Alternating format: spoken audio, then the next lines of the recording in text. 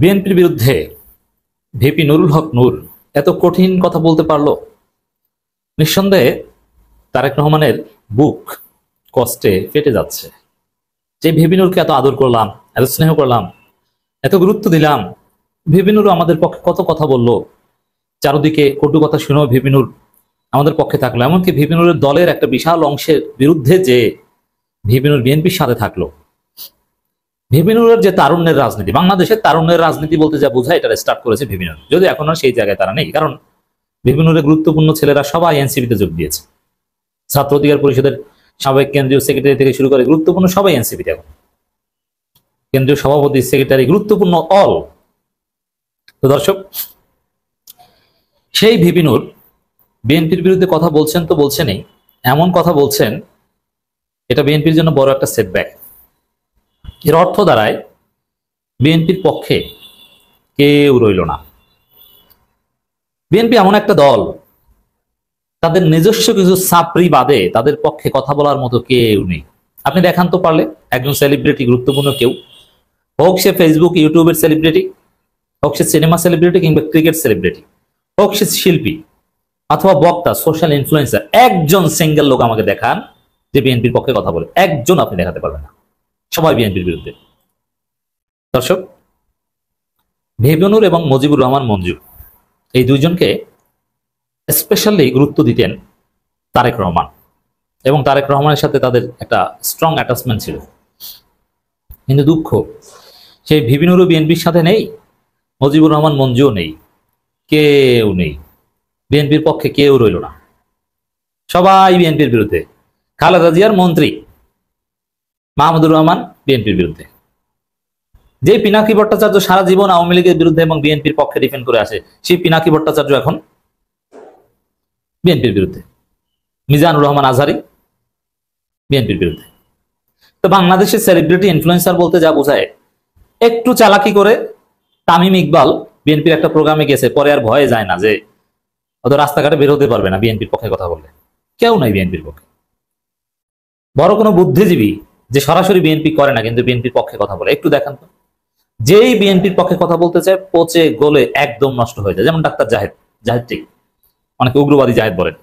এই উগ্রবাদী জাহেদ তিনি যথেষ্ট গ্রহণযোগ্য ছিলেন এবং উঁচু মাপের মেধাবী লোক, নিঃসন্দেহে। তিনি ডাক্তার মানুষ, কিন্তু আন্তর্জাতিক সম্পর্ক বিভাগে পড়াশোনা করেছেন আমার ডিপার্টমেন্টে। তিনি বুঝেন, ফরেন পলিসি বুঝেন, পলিটিক্যাল অ্যানালাইসিস বুঝেন, হিস্ট্রি জানেন, রিসার্চ মেথোডোলজি জানেন, আসলেই জ্ঞানী লোক। ওটা বিরানি সাহেদের মতো কোনো ফালতু লোক নয়। কিন্তু সে ডাক্তার জাহেদের মতো লোক বিএনপির পক্ষে কথা বলতে যে পচে গলে একদম নষ্ট হয়ে গেছে। জনগণ একদম তাকে পছন্দ করে না। তার যারা অডিয়েন্স ছিল, তার যারা ভক্ত ছিল, তার 10% এখন তার সাথে নাই। একসময় যারা তার ডাইহার্ট ফ্যান ছিল, এখন তারা সবাই তাকে গালি দেয়। সাইদ আব্দুল্লাহ একসময় তুমুল জনপ্রিয় ছিল, তারুণ্যের আইকন ছিল, হিট, সেই ছাগলকাণ্ড, নানান বিষয়ে আপনারা দেখেছেন সাইদ আব্দুল্লাহ কি অসাধারণ ভূমিকা। বিএনপির পক্ষে কথা বলতেছে সাইদ আব্দুল্লাহ এখন নাই হয়ে গেছে, হারিয়ে গেছে দৃশ্যপট থেকে। This is reality. বিএনপির পক্ষে থাকলে হারিয়ে যেতে হয়, মারা খেতে হয়। অতএব ভাই, বিএনপির পক্ষে বলেন না, আর যা করেন বিএনপির পক্ষে বলেন না, আপনার পরিণতি আওয়ামী লীগের মতো হবে। বিএনপি এমন একটা নিকৃষ্ট দল, যারা ক্ষমতা আসার আগে মানুষ তাদের পতন চায়। এরা ক্ষমতা আসবে, টিকে থাকবে, এটা পাগলের প্রলাপ। ক্ষমতা আসতে পারবে না, আসলে টিকে থাকতে পারবে না। অতএব এই দলের সাপোর্টার হইন না, এই দলের ভোটার হইন না। কপালে দুঃখ আছে, জুনায়েদ আহমেদ পলকের মতো কাঁদতে হবে হেলমেট পরে। আওয়ামী লীগের মতো বিএনপি হত্যার রাজত্ব কায়েম করেছে ভিপি নুরুল হক নূর। নুরুল হক নূরের বক্তব্য অনুযায়ী দেখেন, বিএনপি একটা কাজ চেষ্টা করে যে ঠিক আছে বিএনপি খারাপ, চাঁদাবাজ, সব ঠিক আছে, কিন্তু তারপরে বিএনপি এটা তো অস্বীকার করতে পারে না। আর অস্বীকার করে এটা মানুষ পাগল ছাগল বলে। তো এখানে বিএনপি যেটা করে যে না, আমরা খারাপ হলো আওয়ামী লীগের মতো না, এটা একটা যুক্তি। আবার তারেক রহমানের বিরুদ্ধে যে স্লোগানগুলো হলো, টিনের চালে কাউয়া, Tarique Rahman dash dash dash, এগুলোর পরে 1, 2, 3 ছাত্রলীগের, ছাত্র দলের ড্যাশ, তো এই স্লোগানগুলোর পরে বিএনপির বুদ্ধিজীবীরা বোঝানোর চেষ্টা করছে যে না, তোমরা যে তারেক রহমানকে রাজনীতি থেকে এভাবে শেখ হাসিনার মতো আউট করো, ভারতকে ঠেকানোর জন্য তারেক রহমান বিএনপিকে দরকার। ঠিক আছে খারাপ, তারা চাঁদাবাজ, সব ঠিক আছে, তারা হত্যাকারী, তারপরও ভারতকে ঠেকানোর জন্য এটাকেই দরকার। এই বিএনপিকে যদি তোমরা রাজনীতি থেকে মাইনাস করে দাও, তোমরা ভারতকে ঠেকাতে পারবে না, অনিবার্যভাবে আওয়ামী লীগ এসে পড়বে। না, এইসব ভারতকে বিএনপি ঠেকায়ও নাই, ঠেকাতে পারেও নি, ভারতকে ঠেকিয়েছে তরুণ প্রজন্ম। অর্থাৎ বিএনপি কিছু না, এগুলো ভুলভাল বুঝছে। এই জায়গাটাও ভিপি নূর রেসপেক্ট করলো না, যে আওয়ামী লীগ ঠিক আছে, বিএনপি খারাপ, বিএনপির বিরুদ্ধে হাজার সমালোচনা করো, কিন্তু আওয়ামী লীগের সাথে তুলনা করো না, এটা হচ্ছে বিএনপির একটা নীতি। কিন্তু না, আওয়ামী লীগের সাথে তুলনা করলো। মানে সবার চারদিকে স্লোগান একটাই যে আওয়ামী লীগ বিএনপির মধ্যে কোনো পার্থক্য নেই। এটাই এখন জনমনে প্রতিষ্ঠিত হচ্ছে। আর বিএনপির সবচেয়ে বড় ভয় হচ্ছে এটা, যে আমাদেরকে গালি দিক কিন্তু আওয়ামী লীগের মতো মনে না করুক। কিন্তু না, আওয়ামী লীগের মতো মনে, এমনকি ভিপি নুরেরাও সেম কাজ করছে, আওয়ামী লীগের মতো বানাচ্ছে, আওয়ামী লীগের মতো বিএনপি হত্যার রাজত্ব কায়েম করেছে। এটা তারেক রহমানের জন্য একটা বড় ধাক্কা, যে নূর এখন এই কথা বলছে। আচ্ছা বলেন তো, এখন বিএনপির পক্ষে কে? এই যে বিএনপি চাঁদাবাজি করে এবং পাথর মেরে হত্যা করে, রক কেটে হত্যা করে, খুলনায় আপনারা দেখেছেন, নিজেদের দুই গ্রুপে সব যুবদল, হত্যাকারী যিনি হত্যাকাণ্ডের শিকার হয়েছেন সবাই যুবদল। এই যে ঘটনাগুলো, এতে বিএনপির পক্ষে কথা বলেছে তারেক রহমান, মির্জা ফখরুল, সালাউদ্দিন, রিজভী ছাড়া আর কে আছে একটু বলেন, দেখান যে অমুকে বিএনপির পক্ষে কথা বলেছে। এই অথচ আওয়ামী লীগের পক্ষে হুয়াক্কাহু করার জন্য লোকের অভাব ছিল না, হুজুররা নেমে যেত আওয়ামী লীগের পক্ষে। তা আওয়ামী লীগের পক্ষে কত কেউ ছিল। এখানে তারেক রহমান একটা কাজ করতে পারে, ঢাকা মহানগর পুলিশের যে লোকজন যারা সংবাদ সম্মেলন করে বলেছে তারেক রহমানের কথা অনুযায়ী যে না, এটা চাঁদাবাজির ঘটনা না, ব্যবসায়িক দ্বন্দ্ব, মানে বিএনপি চাঁদাবাজ না, একটু বাঁচানোর চেষ্টা করছে। বিএনপি করে এই পুলিশ, এই শুধু এই পুলিশের মাধ্যমে এই বলাতে পেরেছে। যদি পুলিশ এখন আর ডলার ভয় আছে, ফাইজলামি শুরু করেছে, চাঁদাবাজি না, চ্যানেল 24 এর রিপোর্টে বা স্থানীয় স্পষ্ট দিবালক না, এটা চাঁদাবাজি করে না, বলে চাঁদাবাজি না। তো দর্শক, কেউ নাই বিএনপির পক্ষে, কেউ নেই, এক দুইজন পুলিশ পেয়েছে, এছাড়া কিন্তু ওই পুলিশের আবার বিপদ আছে। বিএনপির দালালি মারাও, তোমার ঢাকা মহানগর পুলিশ কমিশনারই ছুটাই দেবে, তুমি কোথায় ট্রান্সফার হয়ে যাবার সেই রাস্তা খোঁজো। বিএনপির দালালি করে কোনো গুরুত্বপূর্ণ পদে থাকা যাবে না। দিস ইজ নতুন বাংলাদেশ। তো ভিপি নূরের কঠিন সমালোচনা, সন্ত্রাস, চাঁদাবাজ, লুটপাট, যুবদল নাম ধরে বলছেন। আসলে বিএনপির পক্ষে কেউ থাকবে না, বিএনপির পরাজয় হবে আওয়ামী লীগের চেয়ে করুন। অনেকেই মাননীয় প্রধান উপদেষ্টা প্রফেসর ডক্টর মোহাম্মদ ইউনূসকে চলে যেতে বলছেন। প্রধান উপদেষ্টাকে ক্ষমতা থেকে সরে যাওয়ার পরামর্শ মুজিবুর রহমান মঞ্জুর। এই মঞ্জুর সাথে অনেকেই একমত। কেন বলছেন দর্শক? হ্যাঁ, এই মুজিবুর রহমান মঞ্জুর কিন্তু প্রচন্ড রকম ইউনূস ভক্ত। সে মঞ্জু কেন বলছেন যে ক্ষমতা থেকে সরে যাওয়ার? আর মুজিবুর রহমান মঞ্জুর দল বড় না, কিন্তু মুজিবুর রহমান মঞ্জু গভীর জলের মাছ। তার আন্তর্জাতিক কানেকশন অনেক স্ট্রং, ডিপ স্টেটের সাথে মঞ্জুর কানেকশন অনেক স্ট্রং। মুজিবুর রহমান মঞ্জু দূরদর্শী রাজনীতিবিদ, অনেক কিছু জানেন, বুঝেন, অনেক গভীর জলের মাছ। জামাতের পার্সপেক্টিভ থেকে মুজিবুর রহমান মঞ্জু সাহেবের সমালোচনা আমরা করি অনেক জায়গায়, কিন্তু তিনি আসলেই উঁচু মাপের রাজনীতিবিদ, প্রচন্ড মেধাবী রাজনীতিবিদ। শিবিরের ইতিহাসে আপনি যদি ৩-৪ জন মেধাবী সাবেক সভাপতি তালিকা করেন, তার মধ্যে ৪-৫ জনের মধ্যে মুজিবুর রহমান মঞ্জু থাকবেন। যেমন প্রচন্ড মেধাবী সভাপতি শিবির কেন্দ্রীয় কারা ছিলেন? কামরুজ্জামান, রাজনৈতিক দিক থেকে, আমি শরীয়তের জ্ঞানে কথা বলছি, কামরুজ্জামান, কাদের মোল্লা, মীর কাসিম আলী। কাদের মোল্লা সম্ভবত কেন্দ্রীয় সভাপতি ছিল না। কামরুজ্জামান, মুজিবুর রহমান মঞ্জু, এদের কাতারে পড়বেন। মঞ্জু কি এই যে পিনাকি ভট্টাচার্যকে বাংলাদেশ থেকে পালিয়ে বিদেশে যেতে সহায়তা করেছেন মঞ্জু। সেই বিখ্যাত ছোটন গং, নুরুল ইসলাম ভুঁইয়া ছোটন, এই একটা বিশাল গোষ্ঠী নিয়ে অনেক মিথ আছে বাংলাদেশের রাজনীতিতে, ওই গোষ্ঠীর সাথে ঘনিষ্ঠভাবে কানেক্টেড। অতএব মুজিবুর রহমান মঞ্জু কোনো একটা কথা বলা, এটা কিন্তু তাৎপর্যপূর্ণ। সেই মুজিবুর রহমান মঞ্জু বলছেন যে প্রধান উপদেষ্টাকে ক্ষমতা থেকে সরে যাওয়া উচিত। আমরা একটু খবরটা প্রথমে দেখি, তারপরে কি হচ্ছে, কি ঘটবে সেদিকে যাচ্ছি। সংস্কার দৃষ্টান্তমূলক না হলে, একই সঙ্গে নির্বাচনও যদি সুষ্ঠু না হয়, তাহলে প্রধান উপদেষ্টাকে ক্ষমতা থেকে সরে যাওয়ার পরামর্শ দিয়েছেন এবি পার্টির সভাপতি মুজিবুর রহমান মঞ্জু। সরকারের সমালোচনা করে মঞ্জু বলেন, শেখ হাসিনা পতনের পর আমরা 2 ভাগে ভাগ হয়ে গিয়েছি, এই বিভেদের পেছনে সরকারের দায় রয়েছে। শুধু ঝামেলা হলেই প্রধান উপদেষ্টা ডাক দেন, অনেক অনিয়মের কথা আমাদের কাছে আসে, আমরা তাকে অনুরোধ করছি সংস্কার আর নির্বাচন ঠিক মতো হবে কিনা এ নিয়ে সংশয় আছে। অনেকটা হতাশার সুরে ক্ষুব্ধ হয়ে মুজিবুর রহমান মঞ্জু কথাগুলো বলছেন। মুজিবুর রহমান মঞ্জু আরো বলেন, কোনো রাজনৈতিক দল সরকারের অনেক সুবিধা পাচ্ছে, এই সরকারকে দুর্বল বলে মনে হচ্ছে। সরকার কোনো কঠিন সিদ্ধান্ত নিতে পারছে না, যখন শুধু কোনো সরকারি ভবন ঘেরাও হয় তখন ব্যতীত সরকার অন্য কোনো ব্যবস্থা নেয় না। এই কথাগুলো সবই বাস্তব। উপদেষ্টারা নিজ নিজ মন্ত্রণালয়ে কোনো ব্রিফিং করে না, সব ব্রিফিং প্রধান উপদেষ্টার প্রেস উইং এর প্রতি অনেকেই বিরক্ত।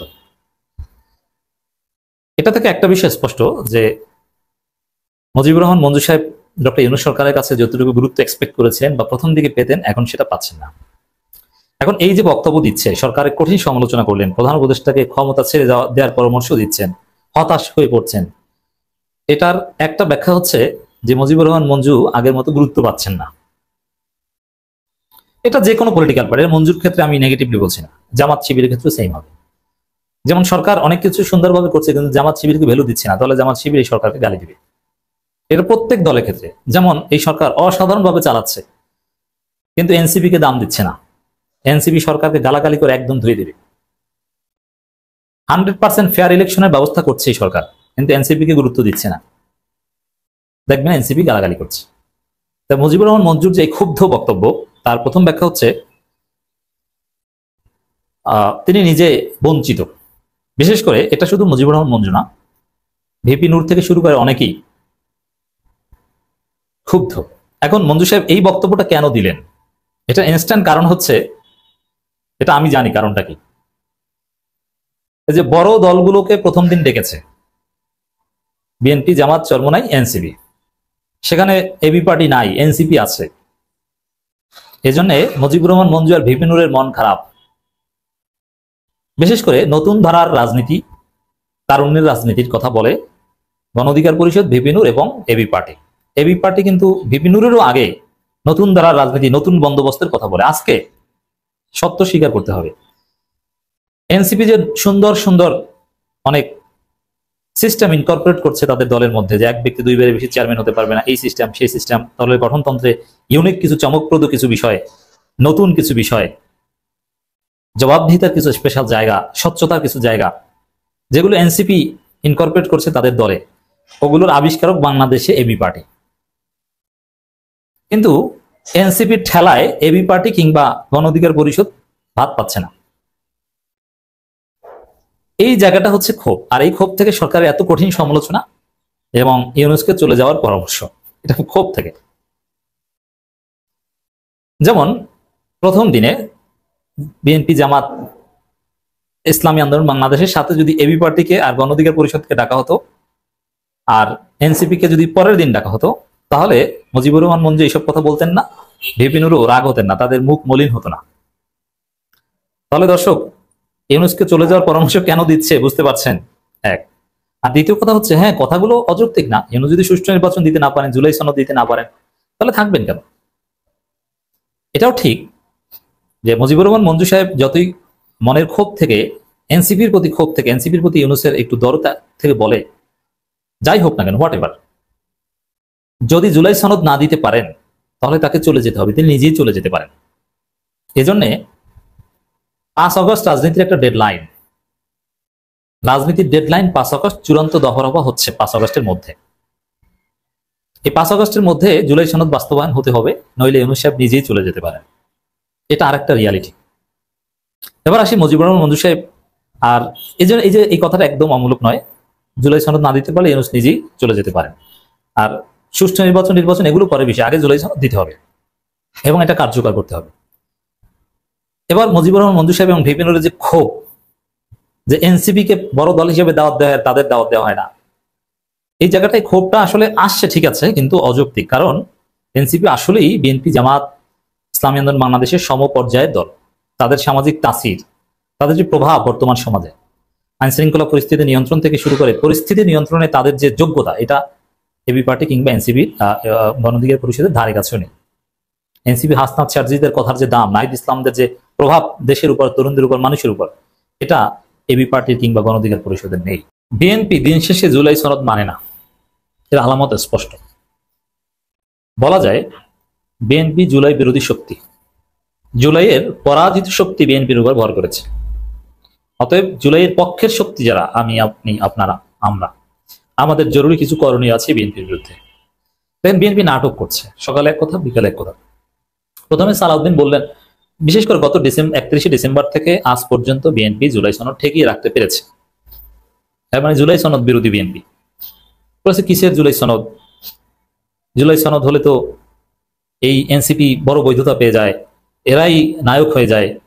জুলাই সনদ হলে ইউনূস সরকার আনলিমিটেড অটোক্রেটিক হয়ে যাবে। কারণ জুলাই সনদ হলে তো কনভেনশনাল এই সরকার থাকে না, তখন ওটা বিপ্লবী সরকারের রূপ নেবে। কারণ জুলাই সনদ হবে এই সরকারের বৈধতা, তখন জুলাই সনদ হচ্ছে সংবিধানের ভিত্তি। যেমন প্রবাসী সরকার যে গঠন হয়েছিল 10 এপ্রিল 1971, যারা 17 এপ্রিল শপথ নিয়েছিল মেহেরপুরের বৈদ্যনাথ তলায়, সে সরকার যে স্বাধীনতার ঘোষণাপত্র জারি করেছিল, ওই ঘোষণাপত্রই ছিল ওই প্রবাসী সরকারের বৈধতা, সংবিধান। ঠিক তদ্রুপ জুলাই ঘোষণাপত্র বা জুলাই সনদ ডিক্লেয়ার করলে, বাংলাদেশে কার্যকর হলে, তখন আর হাসিনার এই 72 সংবিধান থাকে না, তখন জুলাই সনদ হবে আমাদের সংবিধান। এবং এই সরকার আর সাংবিধানিক সরকার থাকে না, এই সরকার হয় বিপ্লবী সরকার।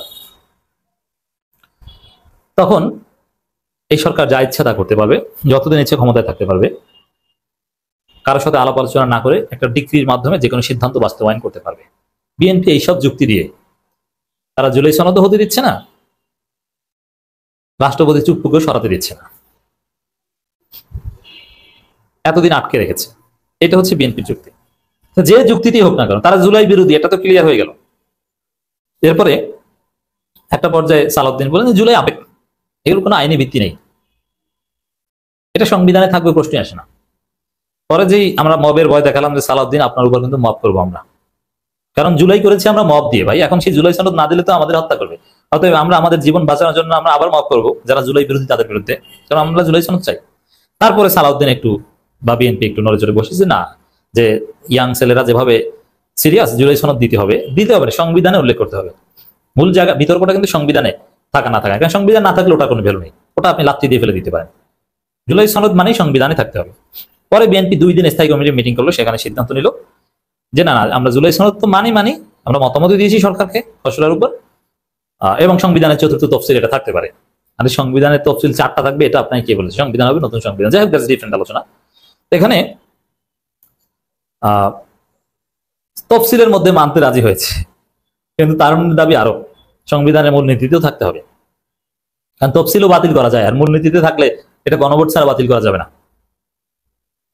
তো এখন বিএনপি বলছে যে জুলাই সনদকে মূলনীতিতে অন্তর্ভুক্ত করার কথা বলা বিভ্রান্তিমূলক। কেন ভাই? জুলাই সনদকে যদি আপনি রুহুল কবির রিজভী কথা বলছেন এবং সালাউদ্দিন আহমেদের কথা বলছেন, আচ্ছা একটা কথা বলেন, এই যে সালাউদ্দিন, রুহুল কবির রিজভী, এদেরকে আপনারা ধরবেন, ঘেরাও দিয়ে ধরবেন, জিজ্ঞেস করবেন যে মিটফোর্ডে পাথর মেরে হত্যা করেছেন কেন? জবাব দিয়ে যান, কেন হত্যা করেছেন? আবার ওটাকে জাস্টিফাই করছেন কেন? আপনারা দায় এড়াতে চাচ্ছেন কেন? যেরকম স্লোগান হয়েছে তারেক রহমান তুই জবাব দে, ওইরকম সালাউদ্দিন, ফখরুল, রিজভী জবাব দেন, জবাব দিতে হবে।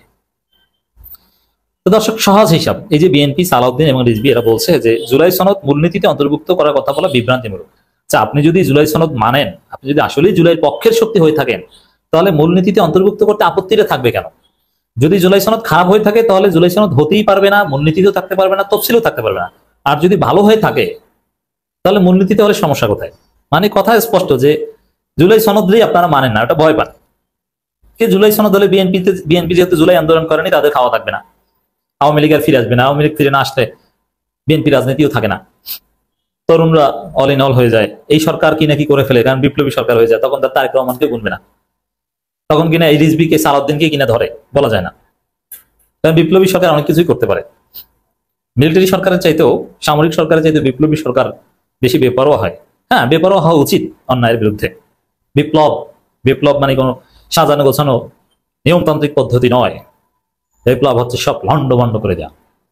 বিপ্লব হচ্ছে যেটা হাসিনার বিরুদ্ধে আমরা করেছি, সব ওলট পালট করে দিয়েছে। বিপ্লব হচ্ছে পুলিশ হত্যা, বিপ্লব হচ্ছে থানায় আগুন জ্বালানো, বিপ্লব হচ্ছে মেট্রো রেল ভাঙা, বিপ্লব হচ্ছে সেতু ভবনে আগুন দেয়া, বিপ্লব হচ্ছে বিটিভি ভবন ভেঙে চুরে গুড়িয়ে দেয়া, বিপ্লব হচ্ছে নরসিংদী কারাগারের তালা ভেঙে দেয়া।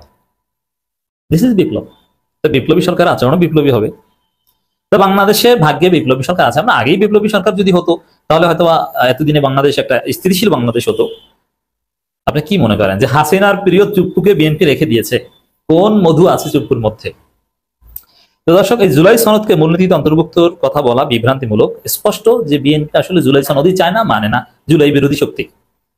কারণ জুলাইয়ের প্রতি তাদের ভালোবাসা, শ্রদ্ধা, আবেগ থাকলে তাহলে এই আপত্তি করার কথা না যে আপনার যেখানে জুলাই আমরা মানি, আমরা জুলাই পক্ষের শক্তি, আপনি জুলাই সনদকে যেখানে দিয়ে পারেন রাখেন ভাই, আমার কোনো আপত্তি নেই। জুলাইয়ের পক্ষের হলে এটা ছিল অবস্থান। যেমন জামাত এটা নিয়ে কথা বলে, কারণ জামাত জুলাইয়ের পক্ষে, জুলাইকে আপনি যেখানে গুরুত্ব দিয়ে পারেন, আমার কোনো আপত্তি নেই। চরমোনাই জুলাই পক্ষে, চরমোনাই একমাত্র দল যারা ব্যানার নিয়ে জুলাই আন্দোলন করেছিল, একমাত্র দল। আর বিএনপির সুযোগ ছিল, কিন্তু বিএনপি করে নাই। বিএনপি বরং বলেছে যে আমরা এই আন্দোলনের সাথে জড়িত নই, এটা ছাত্রদের কোটা সংস্কার আন্দোলন, এর সাথে বিএনপি জড়িত নাই। জুলাই সনদ বা জুলাই ঘোষণাপত্রকে সংবিধানের মূলনীতিতে অন্তর্ভুক্ত করার কথা বলাকে বিভ্রান্তিমূলক বলে মন্তব্য করেছেন বিএনপি সিনিয়র যুগ্ম মহাসচিব রুহুল কবির রিজভী। তিনি বলেন, জুলাই সনদে অনেক বিষয় বিএনপি গ্রহণ করেছে, কিন্তু এটি মূলনীতির মধ্যে দিতে হবে কেন? আচ্ছা, মূলনীতির মধ্যে দিলে সমস্যাটা কি এটা বলেন? আপনি ভয় পান কেন জুলাই সনদকে? আপনি জুলাইয়ের পক্ষে হলে মূলনীতিতে দিলে আপত্তিটা কোথায়? যুগে যুগে দেশে আরো সংস্কার হবে। সংস্কার কোনো স্থায়ী পর্বতমালার মতো স্থির বিষয় নয়, এটি একটি গতিশীল ব্যাপার। এর মানে কি ভয় দেখালেন যে জুলাই সনদ সংবিধানের মূলনীতি ঢুকালো, আপনারা এসে বাদ দিয়ে দিবেন, আপনাদের ক্ষমতায় আসতে পারবেন না?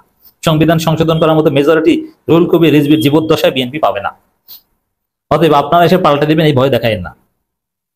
এই জবাব বিএনপি কে দিতে পারবেন? একটু মন্তব্য দেন। আপনারা তো পারেন গালাগালি করতে, যেমন পিয়ার পদ্ধতির বিরুদ্ধে গালি দিতে পারেন, অথচ পিয়ারের বিরুদ্ধে কোনো যুক্তি দিতে পারেন না। রুহুল কবির রিজভী থেকে শুরু করে বিএনপি নেতারা সবাই পিয়ার যারা চায় তাদের বিরুদ্ধে বলে, পিয়ার পদ্ধতির বিরুদ্ধে কিছু বলতে পারে না।